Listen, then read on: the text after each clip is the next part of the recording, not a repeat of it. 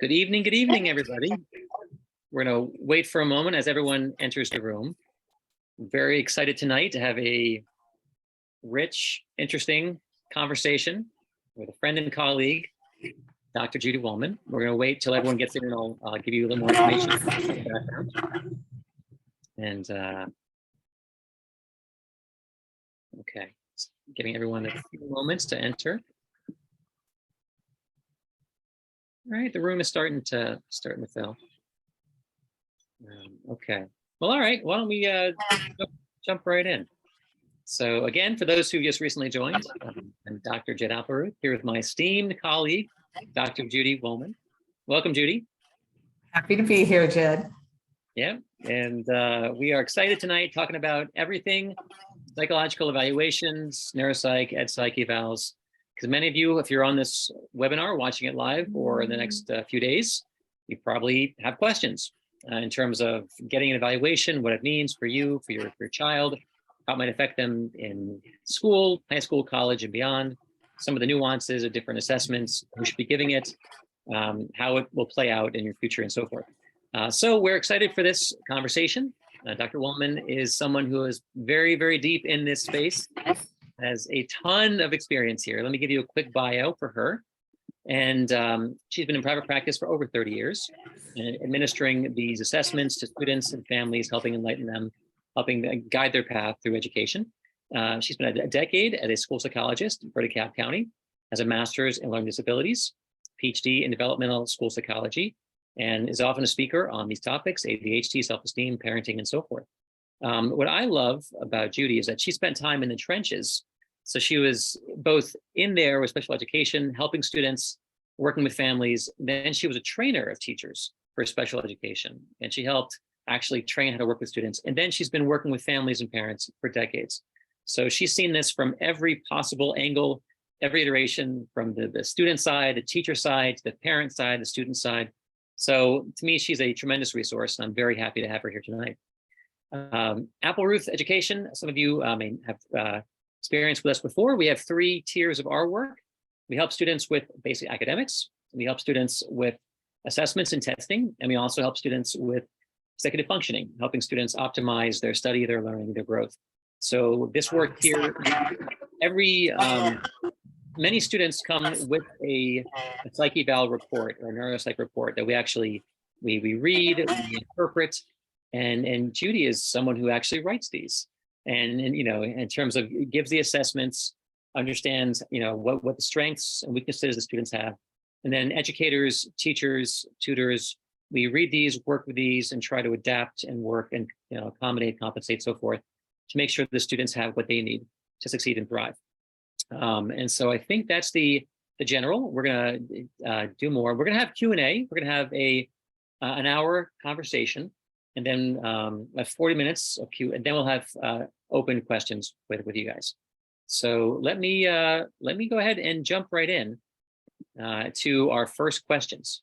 We have a series of structured Q&A, and then we'll have an open Q&A. Dr. Wolman or Judy, let's begin with the very basics. Can you help our audience tonight? What is a psychoeducational evaluation? And then follow up is the difference between a psychoed eval and a neuropsych eval. Absolutely. Those are things that cause a lot of confusion for parents, understandably. So a psychoeducational evaluation is an evaluation that includes a thorough look at the way a child is learning, includes intellectual functioning, it includes tests of what we call processing, which means auditory, visual, memory, attention, concentration skills. Also usually includes a little look at social emotional functioning, and then a very thorough look at reading and math and spelling and writing. And once that process is done, then usually a conference is set up with parents, about an hour and a half, to go over the results. And then there's a very thorough report that includes all the data, so that that report can then benefit a child to get them services through schools. There is some slight differences. That's a psychoeducational evaluation.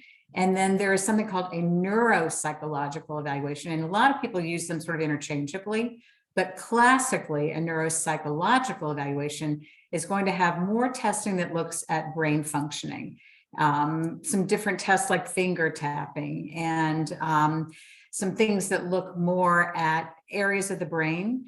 And so when I get a phone call of somebody trying to figure out which one do I need, because it's very confusing, and a lot of people use the terms without being precise about the difference, is if I get a referral and some child has had seizure disorder, some definite brain difference, some sort of an accident that's ever happened, a concussion from some serious concussion, and there really is a need to know what's happening neurologically, that's going to be a neuropsych eval.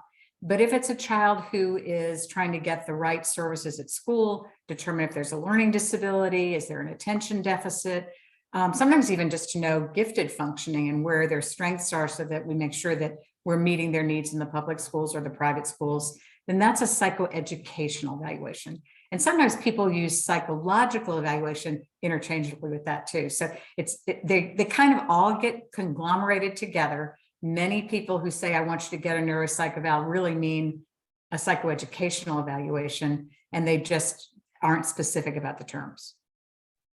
So what are the signs that a student might benefit from a psychoed evaluation? And then the follow-up on that one is, does the type of eval depend upon the concerns that a parent has about the child? You mentioned like there are 3 different evaluations. And how would you go from there? So I really do believe parents should trust their parent gut. It's very often 100% right. So when you as a parent, or if you hear information from one of the teachers that your child, or sometimes even a pediatrician, that there are some developmental delays in preschool or in the early grades, there's some concerns about the way they're progressing with their learning. There are concerns about their attention, particularly if there's a need to determine what's the right educational setting, or to make sure that in an educational setting, children are receiving the right intervention. And that's the point at which you would do it. Got it. And now, what guides your thinking in terms of when you need a full comprehensive evaluation versus aspects, parts, and are there alternatives to the full psychoed evaluation? So if the referral is for a young child and they have, we're not questioning school placement right now, but there's something going on, I will often recommend that they first begin, if there's something going on in language, begin with a good speech and language evaluation. If there's something that's happening with motor development, let's begin with a good occupational therapy evaluation. And those folks are very attuned to when they see that there's a bigger picture to look at. So I often recommend that we start there with kids that are 2 and 3 and 4, and that when we're trying to make school decisions, either for kindergarten or first grade, and there are some issues in the learning, that would be the point that the psychoeducational evaluation is important, because it can determine what's the right placement. Got it. So you actually answered part of my next question. Okay. Well, do you have to wait to a certain age before these really create a lot of value for a family? Like, is there, can you diagnose disability very early in a young child? And you mentioned 2 and 3. So obviously this can be helpful and beneficial depending upon the use case for the family, different ages. So if a child's truly struggling, there's some significant developmental delays and we need school programs, whether it's public school, private school, special needs programs, we need to do those testing, the intellectual psychoeducational testing a little sooner, at the point where we need that option, that school placement, that intervention.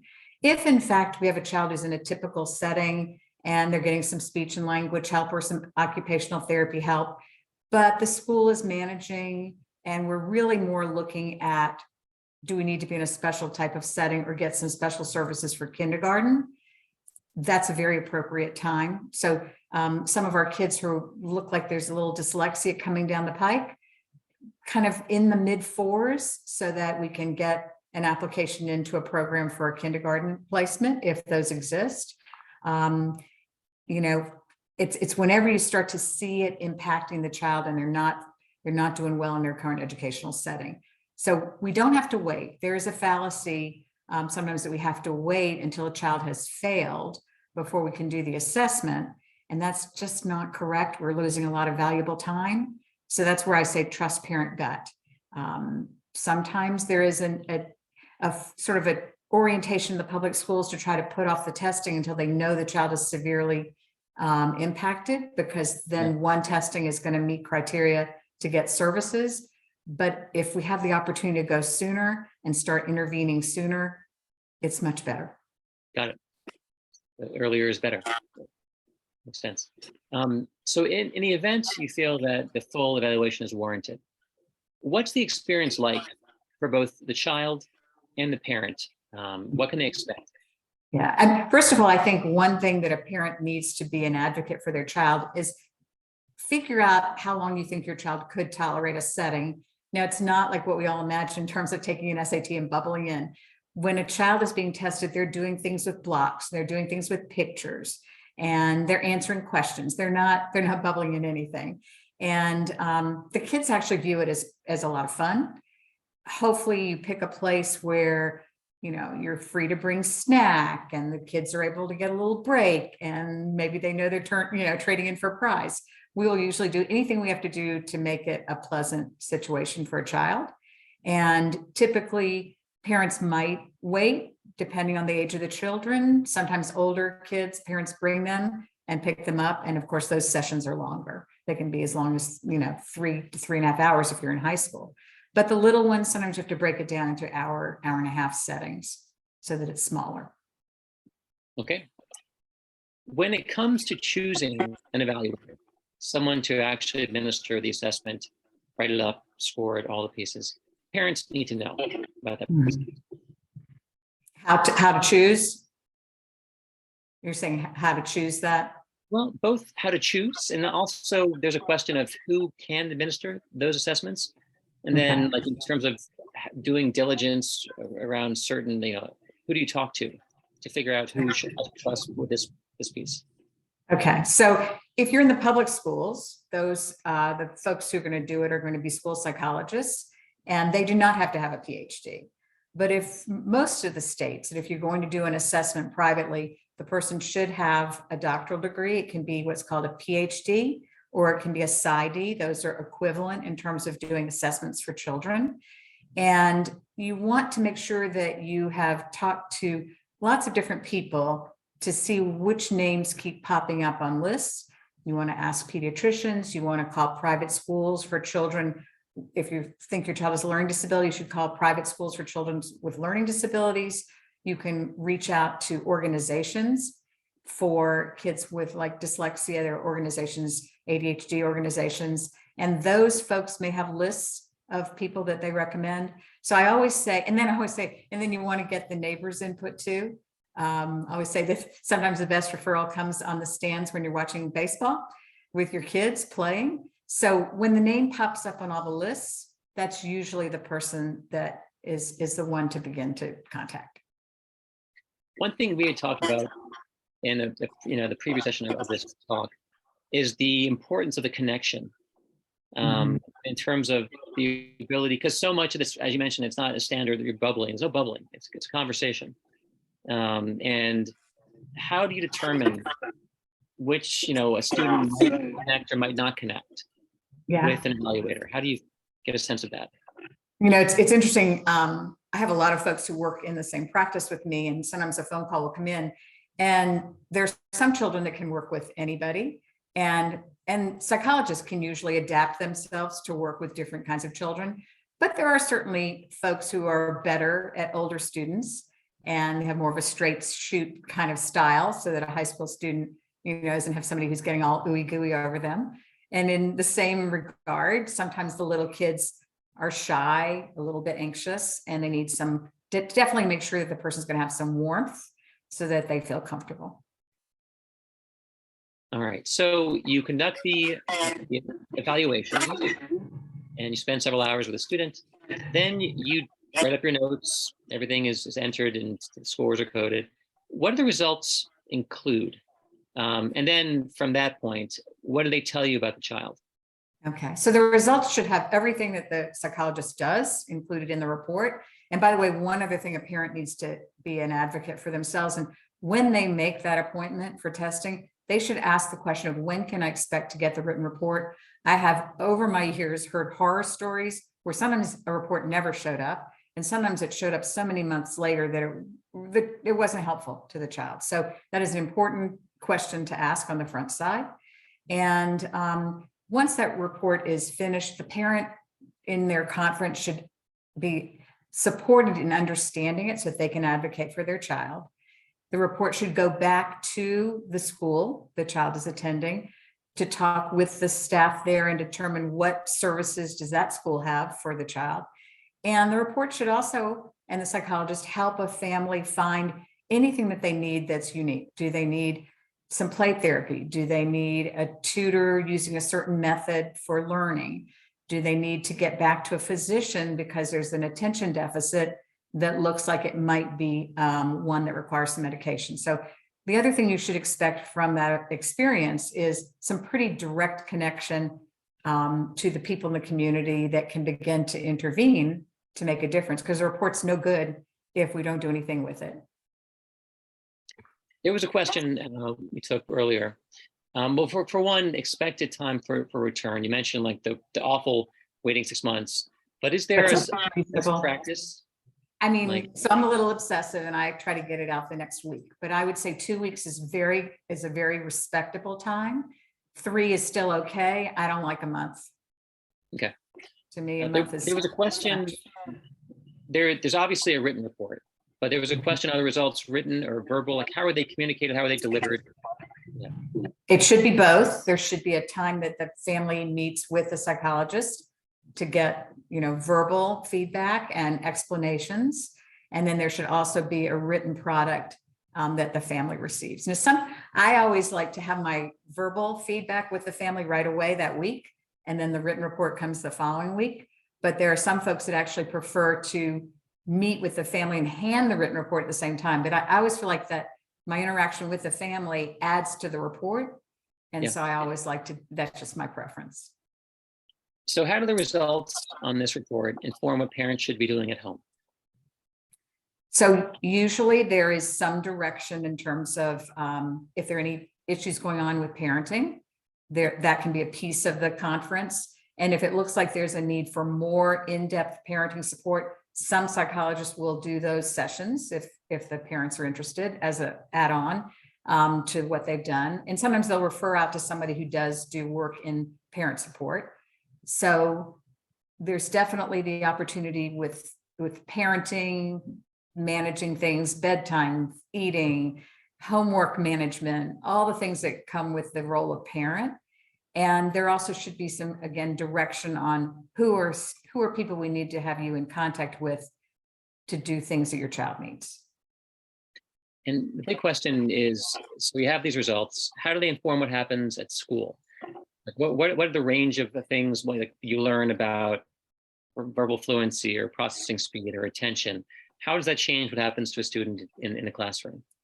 So in a public setting, usually it's something called the student support team at each school, and you would get that report to them.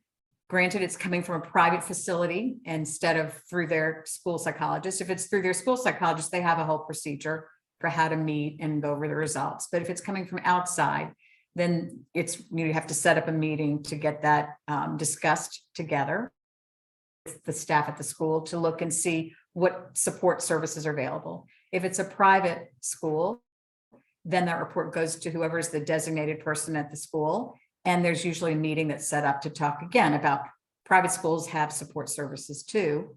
And sometimes there's a decision that the school the child's attending, whether it's public or private, might not be the best. There are some excellent schools that focus on specific learning issues for kids, but there's tuition cost. I will say some states, I know we're in Georgia, and there's something called SB 10 money. And if a child has an IEP in the school system, there are certain private schools for kids with learning and attention issues that have been set up to accept that SB 10 money. And so it does take a little pinch off of the tuition for some children. Now, is there the possibility of a negative impact of the child outside of the home? Like there was a question of, could my kid become labeled as a result of getting these results?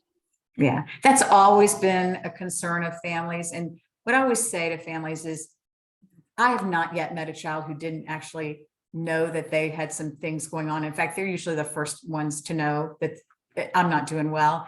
So they're carrying the label of I'm not successful. What we want to do is change that to the label of you learn a different way. Let's get you to the right place or to the right tutor or the right school or the right program so that you do feel like you're learning the right way and people are doing it so that you feel successful. I don't ever feel like we're putting a label on that the child didn't already know that things weren't good, and we can change that to a better label of learning differently. Gotcha. Okay. You know what? Amazingly, we've actually gone through the pre-chosen questions. You've answered them all. We're going to shift over a little bit early to the parent Q&A, and we're already loading up questions. I see them already coming through. So why don't we begin? All right. Should all ASD potential students receive a neuropsych rather than a psychoed evaluation? Need to unmute. So I want to talk briefly actually about ASD kids, autism spectrum disorder kids. So the psychoeducational evaluation looks at a child's learning and attention and social emotional functioning, but it is not a tool for diagnosing spectrum disorder. That has to be done in a very specific way. Usually the gold standard is something called the ADOS. It's the Autism Diagnostic Observation System, ADOS. And certain psychologists have trained in that area. And often what we do is, if in our practice, because we're more learning disability, ADHD focused, gifted, is that if we see an undiagnosed child that looks like they might be on the spectrum, we're going to refer to one of our colleagues to do an additional component that focuses on spectrum. And sometimes we'll get kids who come to us who already have that diagnosis, but their parents are saying, but we want what you do because we think there's also a learning disability. So being on the spectrum doesn't mean that you aren't also possibly going to have dyslexia or ADHD. So there are two different, that is a different assessment. And I think I cringe sometimes when kids do come with a diagnosis and they have not been properly assessed. Somebody just did checklists, they took a history and they just sort of looked at the child and said, you are, and that is not okay. It's got to be where it's a very gold standard approved. And to my knowledge, it's got to be the ADOS that distinctively either puts the label on or takes that label off. Got it. Another question about the whole difference between neuropsych for psychoed eval. Beyond a concussion or TBI, or the, as you mentioned, like the ASD piece, like what other symptoms would indicate going for the full neuropsych evaluation rather than psychoed? I think if the goal is not to get school services, but there's something going on in brain development, then that's going to be neuropsych. Anything where you know there's been brain injury, either before birth, after birth, but seizures, just any kind of trauma to the brain, you're going to want at least one time to have a neuropsychological evaluation. There was a question that is a neuropsych purely additive? Like, do you take the psychoed and add a component, or are there other things excluded in the neuropsych? The neuropsychs don't do as much rigorous academics. Like they don't do the thorough reading and math and spelling and writing. They do sort of a more cursory look because they're really looking more at brain functioning than learning, in my opinion, from what I've seen. And so sometimes when those reports go to the schools, it doesn't quite match up with the support that those schools want to provide. They don't have as clear understanding of what the goals are for a child in reading, in math, in spelling, and in writing. So it's a little different. It sets up more medication decisions and, just kind of long-term prognosis for a child in terms of their learning. Got it. Kind of a pretty big gear shift here. Looking at the cost and looking at insurance. There was a question, why are most psychoed evals not covered by insurance? Yeah, it's because the insurance companies have decided that they are educational And there is a big component that is reading and math and spelling and writing, because that's how you diagnose a dyslexic child or a child with auditory processing, is you've got to have academics. But the insurance companies have decided that that's not medical, that's educational. Now, sometimes good, parents who fight hard can get the intellectual part covered, the social emotional part covered, but maybe not the part of the test. And maybe someone's even the conference, because that's interaction, regarding the results, but sometimes not the academic piece. Got it. There's one question here is about applying for accommodations, like for testing and that component. And this question is it better to file by school or by parents? And the way it's done, like the school is the center. Unless you're a homeschool, the school is how you would file that. Yes. Yeah. And basically, I always say to folks, do not wait to do an assessment for a child that has an issue until they are 16 years old. Because if that testing is done for the first time at age 16, when they're getting ready to take an SAT or an ACT, they are looked at with kind of, a lack of belief by the companies that are approving that. They really want to see a history.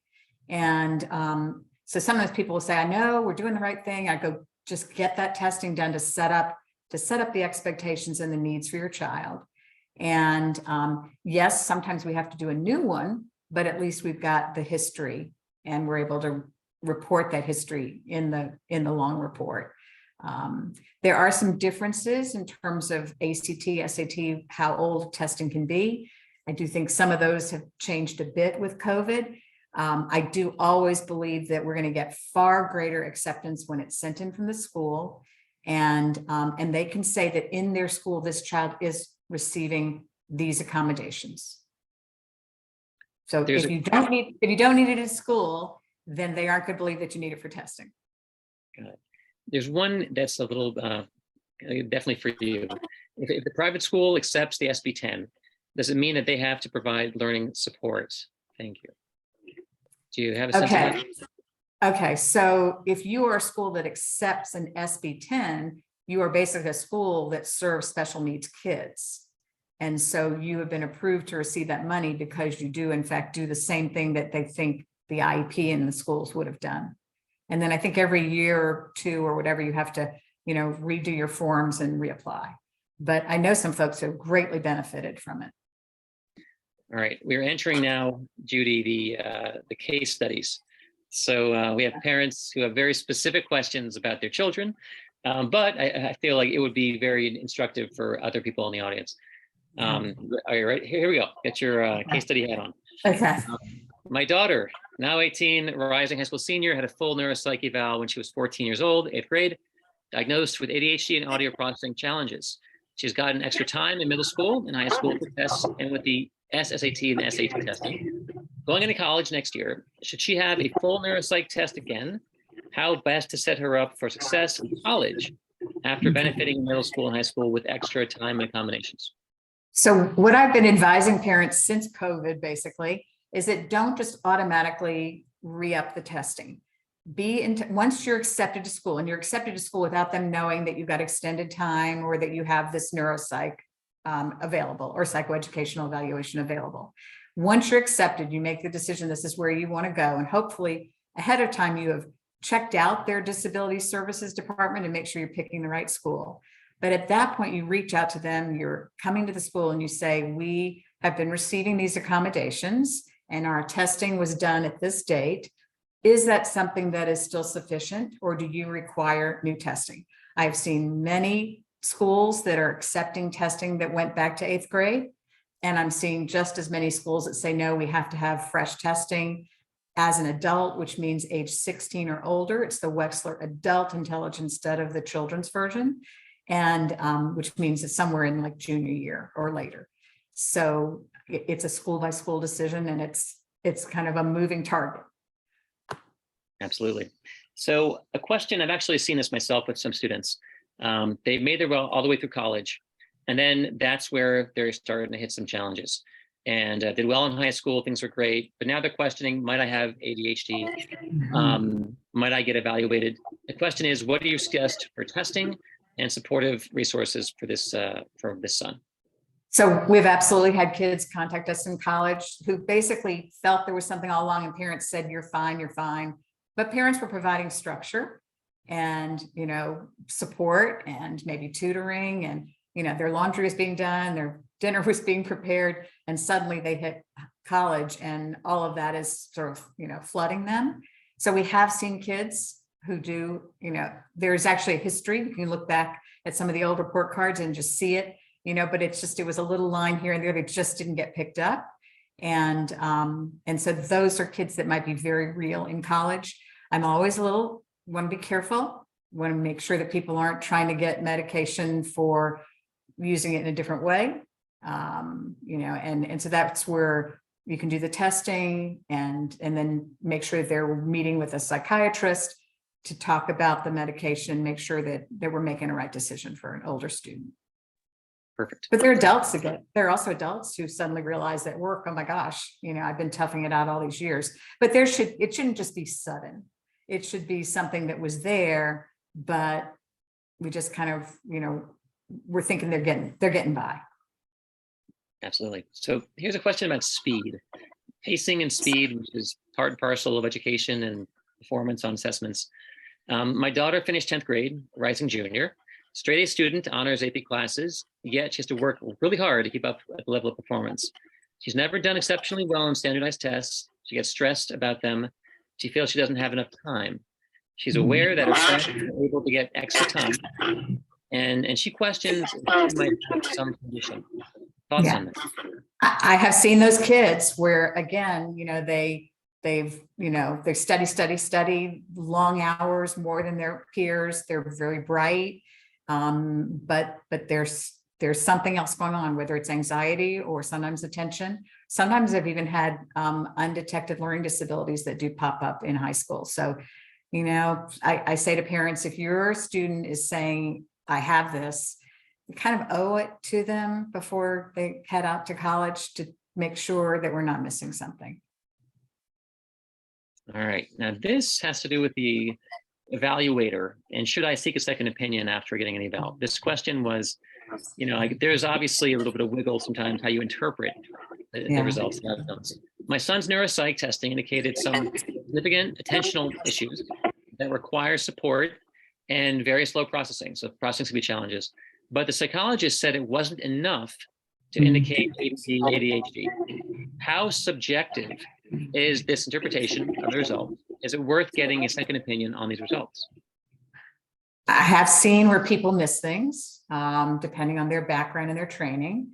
And I would say to a parent that if you really feel like there's something that's going on and you were told there's a little but not enough, I would get some additional input. I would either contact a psychiatrist or a neurologist or another psychologist to just do a consult to read and see if they agree, or if they feel like there's something, that they would say might be worth intervening. Okay, this one is about qualifications, and this may vary. I know by state, we talked about what's in Georgia. I know other markets, you don't have to have PhD, but it varies. The question was, what are the requirements for an psychologist, MD, PhD, question mark? Is there an approved list? Is it by state, or how do you find someone? Again, I think you start with, every state has a psychological association. And so you can find out who that state has on the list of people who are in the area of learning disabilities or attention or children's evaluations. I think pediatricians will often have names. I think private schools, either for kids with learning issues or even private schools who serve typical kids but have some sort of support program, you can say, who are the folks that do reports that you respect? And there are times when, sometimes there's a report that comes through and the school will say, this just doesn't give us what we usually get from people. I mean, they know, they've seen enough of them that they can tell you if the person you're looking at is someone that they've seen good reports from. So I would do some due diligence. Judy, tell me if it gets too crazy with the crickets. I know I'm outside right now. My kids are being put to bed. I'm not hearing anything, so. Okay, if it gets obnoxious, let me know. Oh, and then there's a big old moon over the lake. That's pretty cool. Okay. Yeah, I had to leave my house. We had some flooding issues back home. But all right, so two questions. One was process question, Beth. I know a parent who benefited from the webinar. Will they be recording? Yes, they'll be recording. And the other one, okay, this is a big one. This is a parent who felt maybe they didn't get the evaluation they had hoped they would get. Let me read this to you. This is a parent in New York. I'm curious what you recommend to do if you're concerned your kid didn't get a proper assessment. I just came from my 13-year-old daughter's DOE appointed eval in New York City. We've been trying to get the school to cover comprehensive tests. She's had a very generalized IEP with no clear diagnosis to a 7. I was assigned a person I had no knowledge of who called it a neuropsych. It told me it would be 2 hours and very extensive. Ended after a little over an hour. I'm concerned it wasn't thorough or comprehensive. She didn't ask my kid any personal questions, some stock questions about hours in the day. Who was Anne Frank. We're concerned about ADHD, anxiety, and possible underdiagnosed spectrum sensor processing issues, but there seems to be no testing on that. Just math, drawing shapes, some short questions and readings. My daughter said she didn't even let her finish the last question. Should I wait for the written report? Who can help? Okay. That's a lot. A thorough assessment, honestly, for us in our practice, it's at least 5.5 hours for a child who's in kindergarten through 5th grade. It's about 6 hours to get through the process for middle schoolers. It's about 6.5 hours for high school students. And we typically run late. We never finish early. So there's no way that kind of thorough assessment could be done looking at spectrum and processing and sensory. It can't be done. Did they say 1 hour? Did they say 1 hour?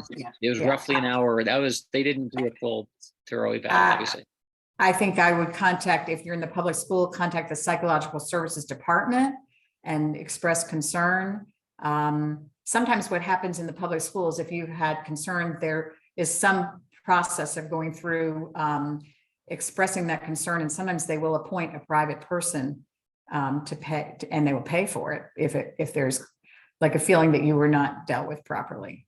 So, and if you feel like you want your own private eval, again, pediatricians, private schools for kids with learning problems, private schools for kids that are typical but have some support programs, ask around and get the names that keep popping on the list. There's another question about qualifications. What degree does a practitioner hold that's qualified to administer the ADOS? And then the difference in practitioner between psychoed eval versus those that offer neuropsych, differences in qualifications? No, it's just that if someone is officially a neuropsychologist, that was sort of when they went and got their PhD, that was kind of the bend they took.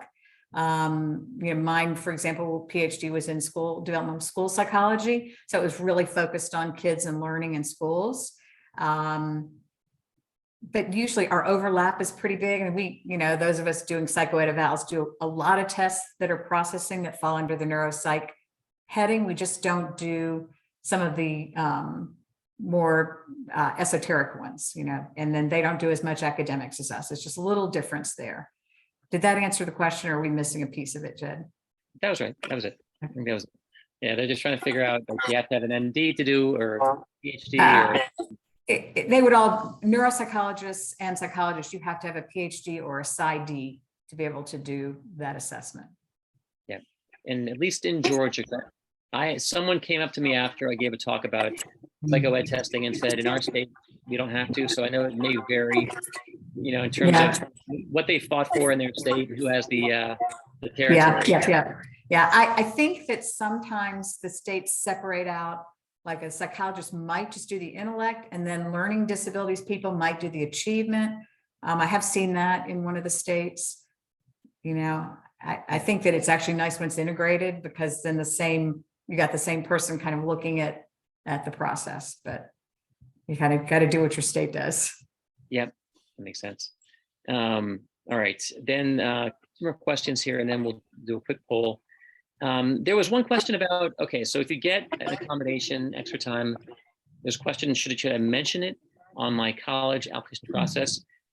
I don't think there's really any reason to mention accommodations you received.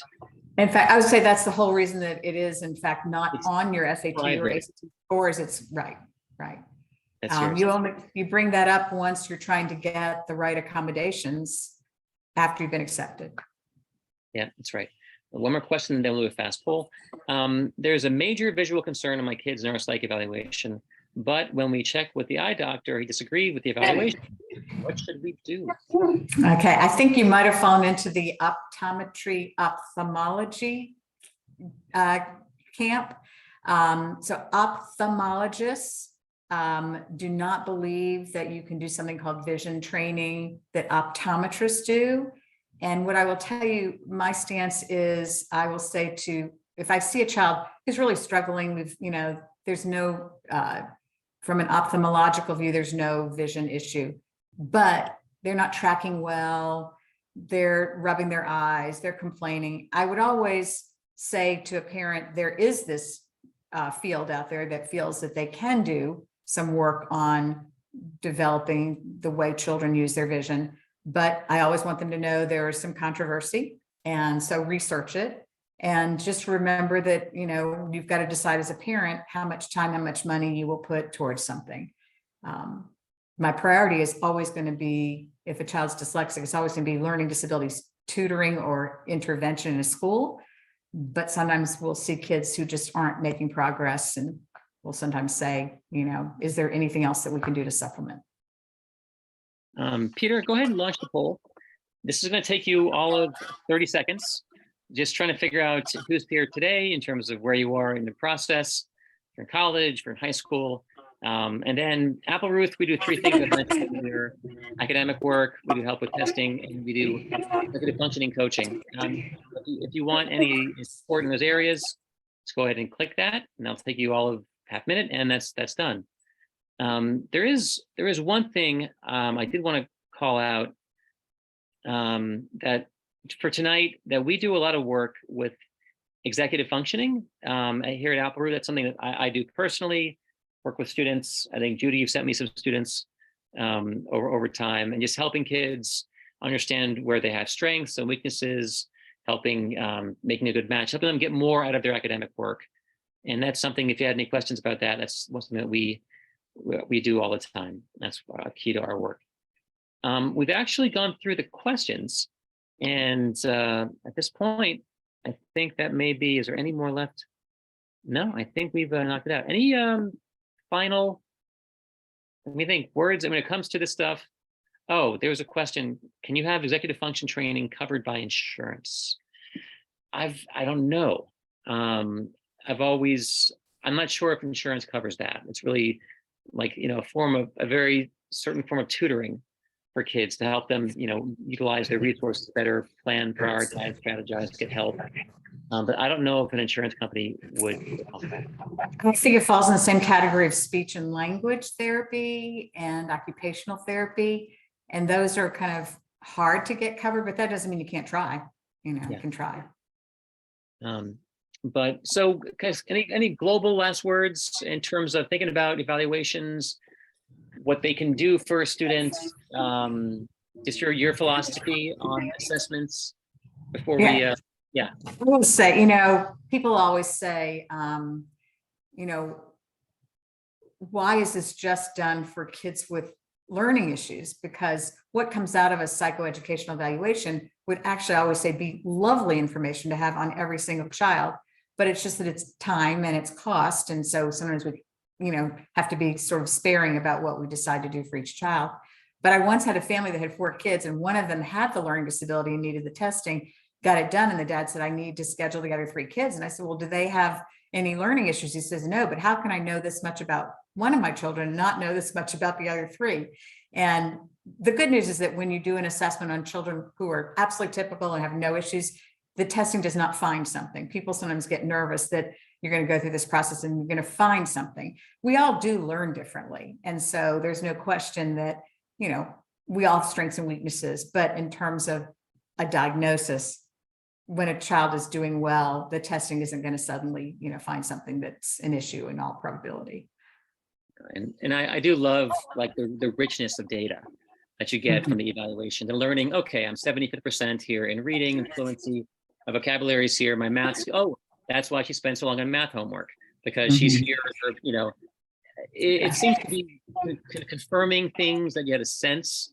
And then sometimes there are surprises, like my kid's spending forever on homework. but wow, her processing speed is 46 out of 100. So that makes sense. She's not fast enough.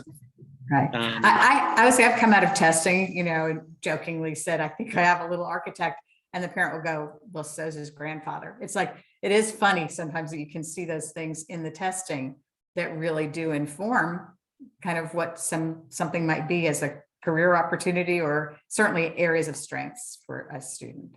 And that's it. Even if you're not the academic all-star, still looking at, relative to my other C's, in reading, you're an 85. Math was 60, whatever it was. You get to see relatively where your strengths are for your set. And that can be helpful to know where you're strong and know, as you're choosing classes and majors and things like that.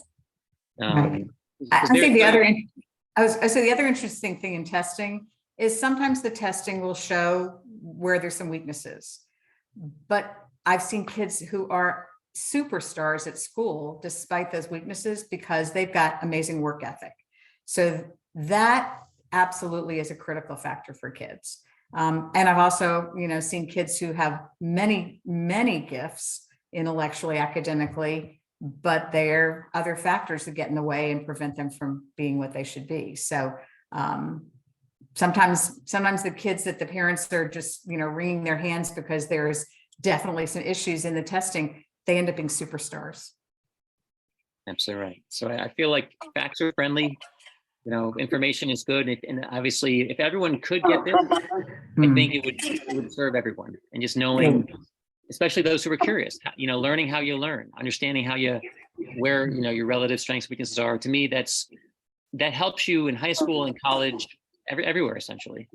I was going to say one other thing is sometimes, parents will say the teacher said they're doing fine. You almost,